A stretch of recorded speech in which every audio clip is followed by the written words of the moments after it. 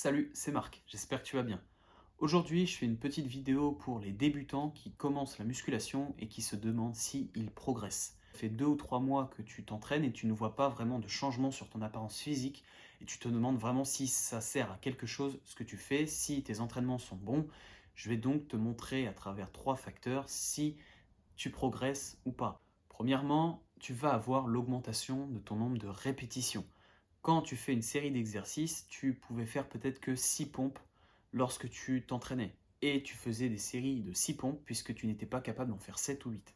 Avec le temps, ton corps vient se renforcer, vient s'adapter. Et avec le temps, tu vas observer que tu seras capable d'en faire 7, 8, 9, 10, 11, 12, etc. Et si c'est le cas, si admettons tu as commencé à en faire que 6 et que tu as vu que tu étais capable d'en faire un peu plus, eh bien tu as progressé. C'est un véritable facteur de progression puisque là, ton corps est capable d'encaisser une charge beaucoup plus intense, tu vas pouvoir augmenter un peu plus la difficulté sur l'exercice. Le deuxième facteur de progression, c'est ton temps de récupération. Quand tu viens t'entraîner, eh bien, tu as peut-être besoin d'une minute de récupération pour pouvoir faire ta série de 6 pompes. Et avec le temps, ton corps devient de plus endurant, il s'est adapté à l'effort et ton temps de récupération peut diminuer pour pouvoir refaire l'exercice sous la même intensité. En gros, quand tu fais 6 pompes, il te faut un temps de récupération optimal pour pouvoir refaire exactement 6 pompes. Et donc, si tu progresses, ton temps de récupération va diminuer puisque ton corps va devenir de plus en plus endurant. Donc, si tu vois que tes séries deviennent de plus en plus faciles, si ton temps de récupération est devenu peut-être un peu trop long, eh bien ça, c'est un véritable signe de progression. Le troisième facteur de progression, c'est ton niveau de récupération entre tes séances.